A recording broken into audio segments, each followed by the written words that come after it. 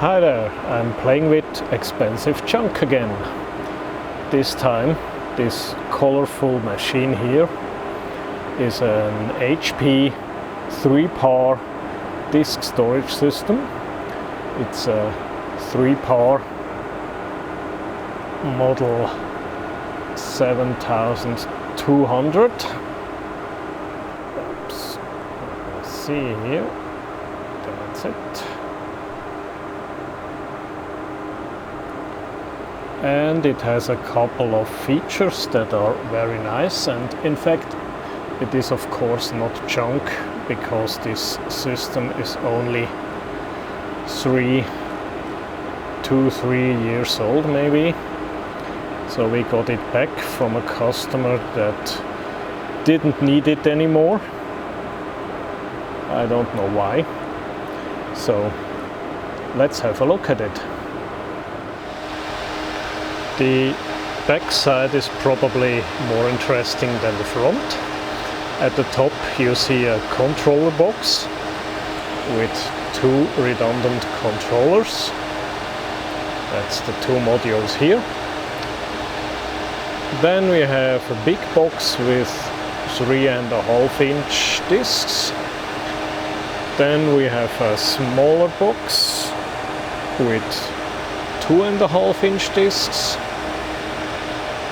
Then there is another controller box with another 2 redundant controllers, which is not working at the moment. I'm not sure if the 2 controllers or the 4 controllers were originally connected together to form a 4 controller model 7400, or if it was 2 independent 7300. I didn't get all the cables for it. And then there is another big box with 3.5-inch drives.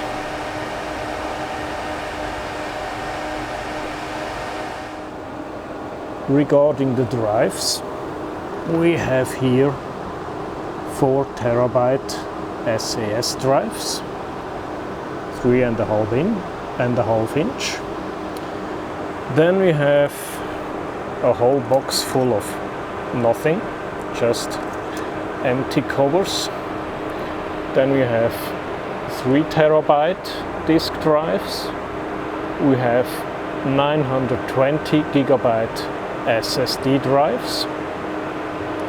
They are not 3.5-inch. They come in an adapter with heatsinks. They probably get a little bit hot. We have more SSDs, and here we have 600 gigabyte SAS drives, and yes, that's also, no, can't see it. Where are the small SSDs?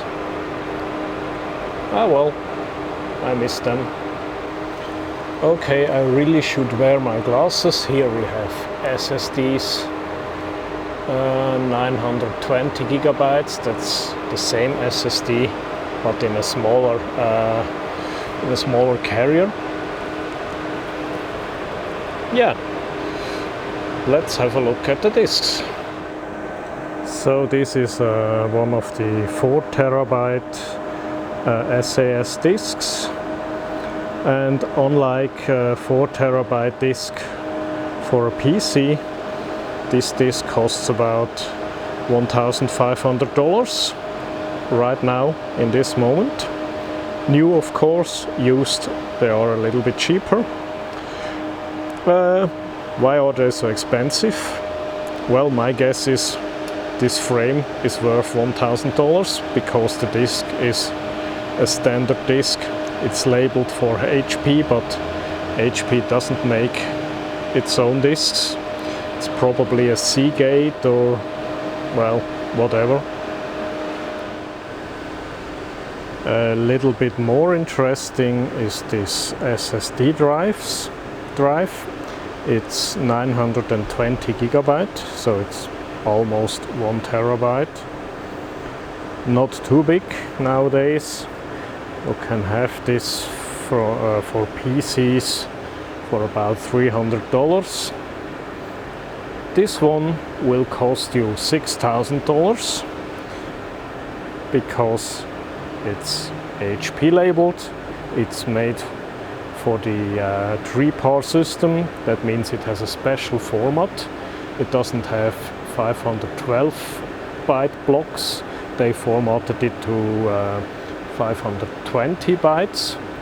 Also the hard drives, they also have a 520 byte format. You can reformat them with a Linux program to 512 and use it in a normal environment. From the part number here, I would say it looks like Hitachi storage. Maybe that's the manufacturer, HG. That looks a little bit like a Hitachi part number. There's nothing written about that. This disk is broken, it has failed. So let's take it apart and see what's inside.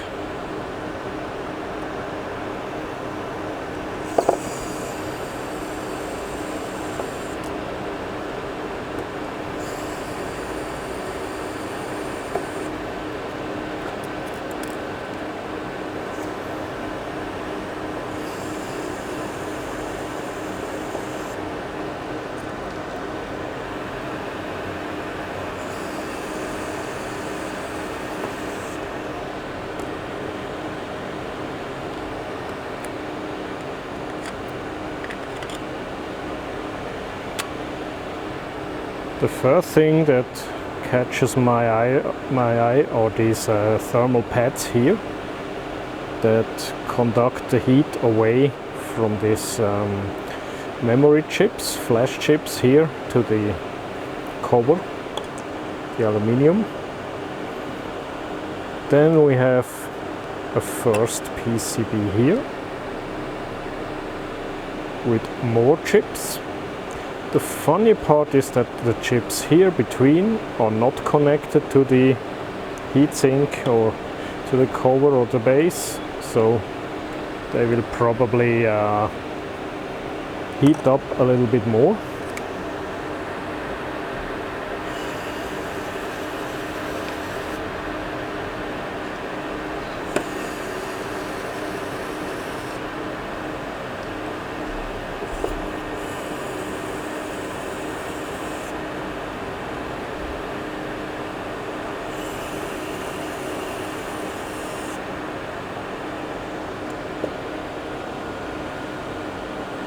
And here is the second board,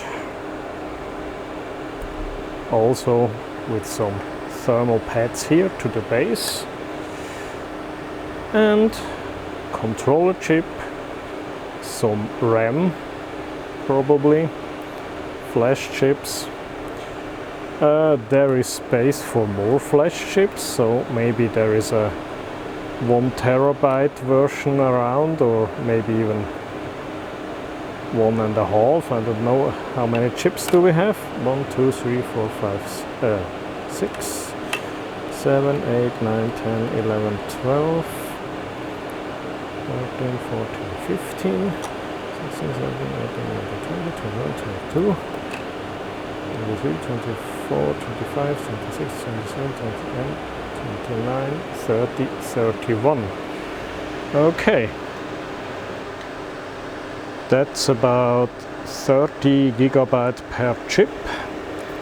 Then we could add 4 chips.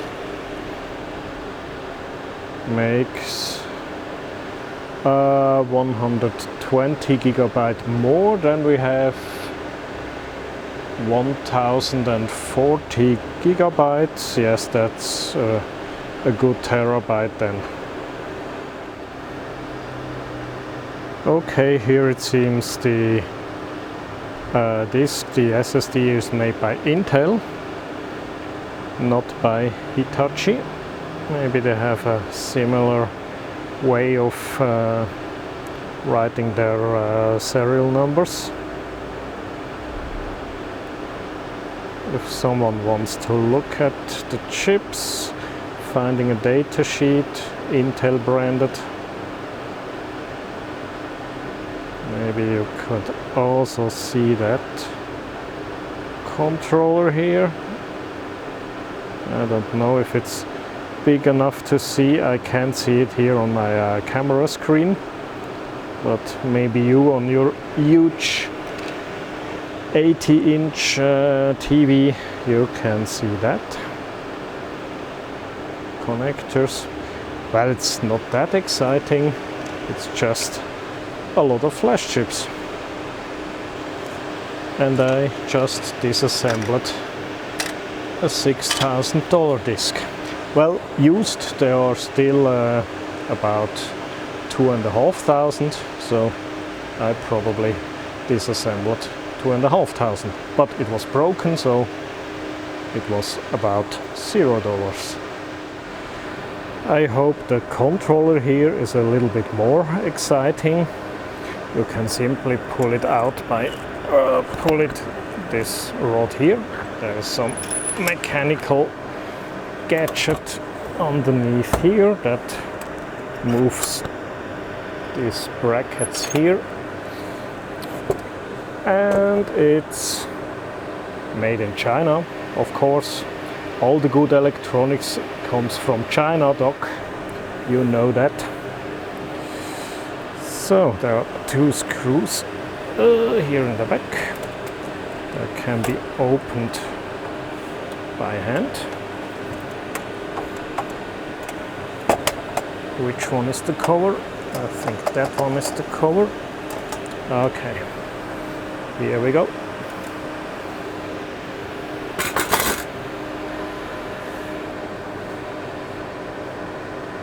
So, here we have a processor. It's a Intel Xeon quad-core, 1.8 gigahertz. There is a flash SSD card with the SATA interface. It's 64 gigabytes. There is a small Linux on it. You can remove that. Just like a small PC compatible SATA SSD. Yeah, it's only 64 gigabyte. That is enough for Linux to boot. We have a bit of RAM. I think that's the RAM for the processor, and the two RAMs here are probably cache RAM as a fast memory between the systems that are connected to this controller and the hard drives. There are two modules because they are always mirrored. One module is mirrored to one module on the other controller, and for this also. That's for safety reasons and for performance reasons, and just in case one controller fails, then the other controller has already all the data and can move on. Funny part here, we have a PCI Express riser card. It's just a right angle adapter here.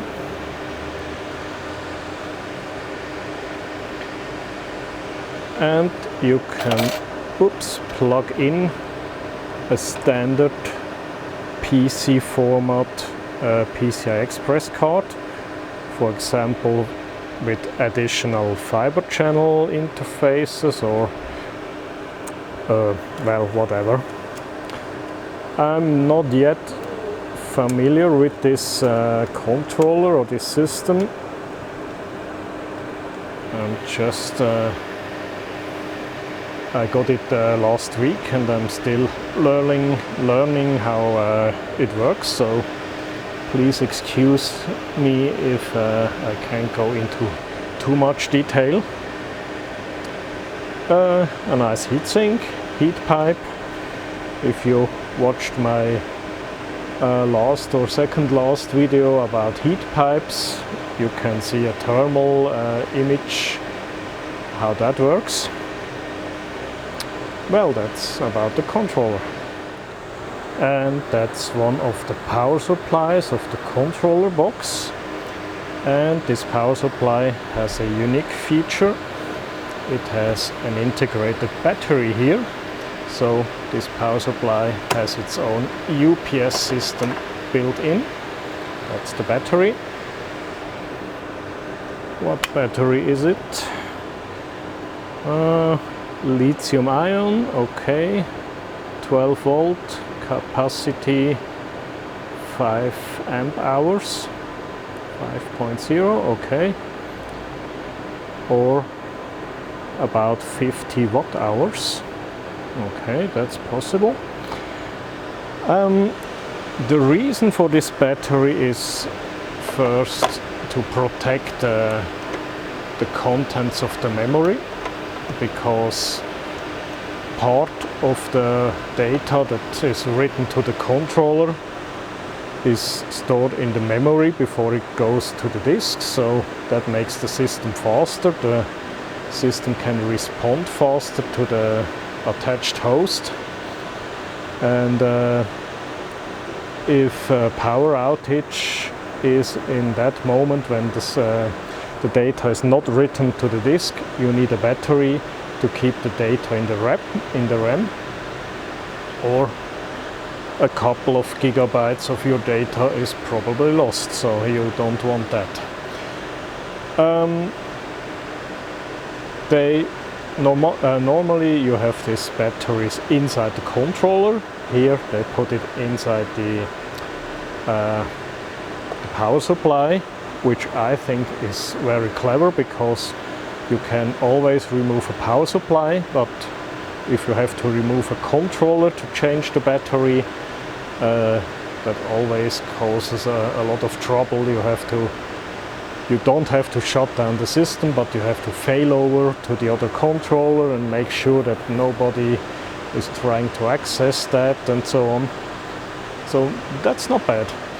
The other thing is there is no shutdown command for this controller. So you simply switch it off here on the power switch, and then it runs on the battery, and the controller gets a signal that the main power is off. It dumps all the contents of the cache RAM to the disks, and when this is done, it simply shuts off. So you don't need a procedure to shut down the system or something like that. That is a procedure what EMC also does, at least on the older systems, the Clarion. I don't know if the newer systems still do that. You simply switch power off, and the shutdown is then made powered from the battery, and the controller does everything by itself. Okay, now before I go home, I want to show you how to set up this thing. The first thing is you need a serial connection, for example with a PuTTY program here.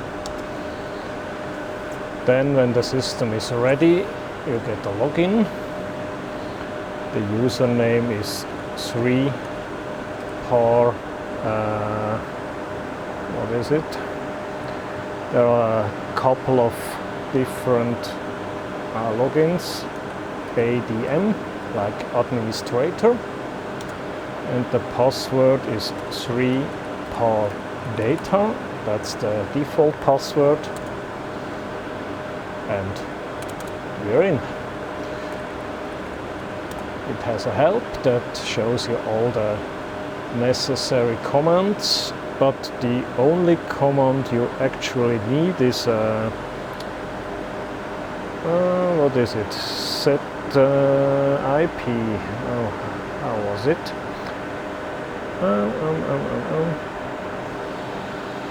I can't read my own writing.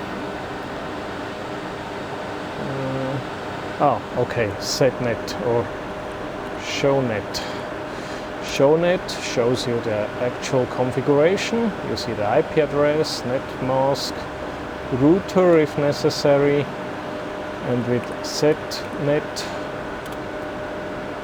you can set all the different parameters of your network. So you primarily only need the IP address, the net mask, and probably the router, and the rest you can do from the graphical user interface via the network port.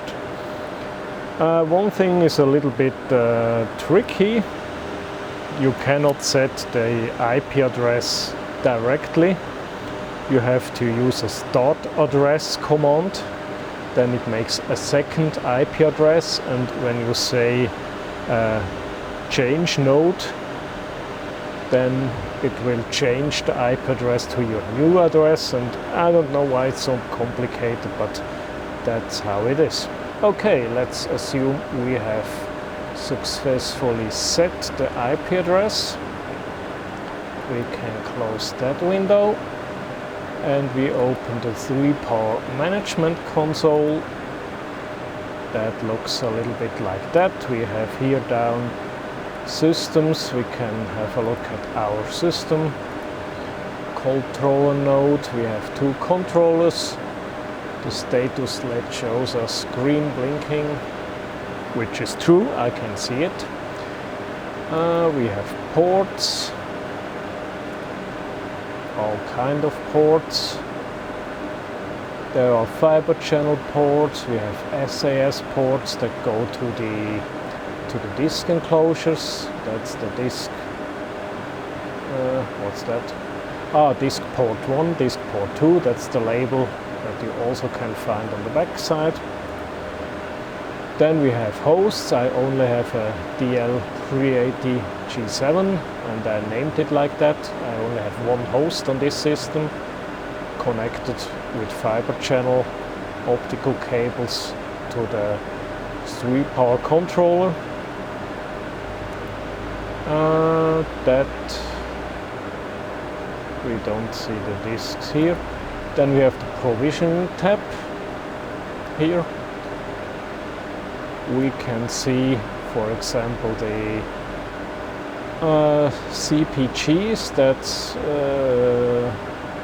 some kind of disk group. I just don't remember what CP means.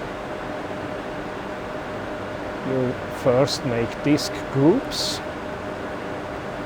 So I have one disk group here, made with the nearline disks. Nearline means that's a relatively slow disk that you can use for backup or other things. SSDs, you make a separate CPG, or we don't need SSDs, that's a very fast one. And FC means, I think, full commissioner. It's not fiber channel. I first thought it's fiber channel, but it means something different. Then inside these CP groups here, we can create virtual volumes.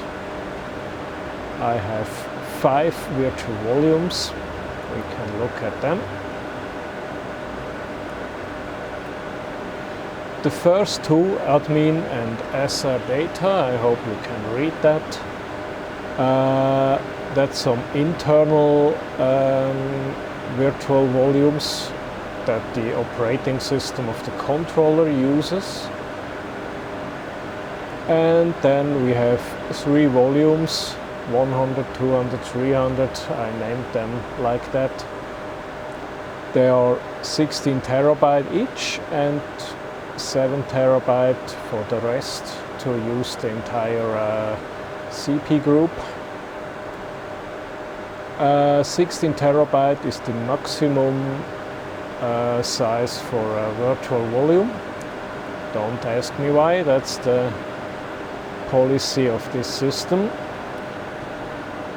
Then we have remote copy, so you can copy your data to another 3-par system that is in another location, just in case someone burns down your building, you still have your data. That's mandatory for banks and I don't know, government offices probably too. And there is a lot of stuff. I have no idea how it works, but at the moment my task here is to wipe all the disk, to remove all the customer data if it's probably still there. And you can see I have here the 3 volumes I created. I mapped it to the server where I'm actually working here. It's Windows 2008 when I remember that right.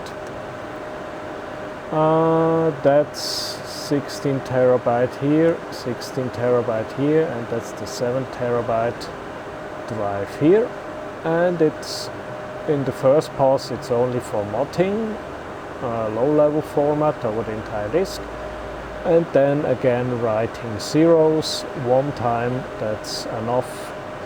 Nobody can read that anymore. It's not necessary to overwrite your disk 3 times, 7 times, or even 35 times.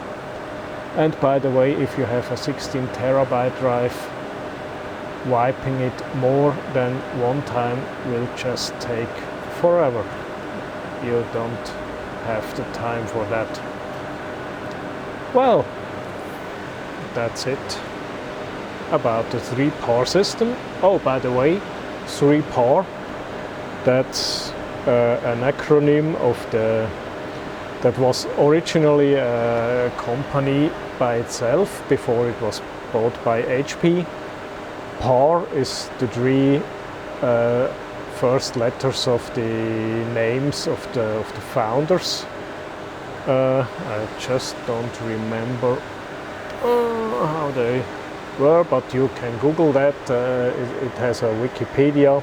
So it was a Mr. P, a Mr. A, and a Mr. R, and they founded the company 3-par. Well, that's it. Thanks for watching.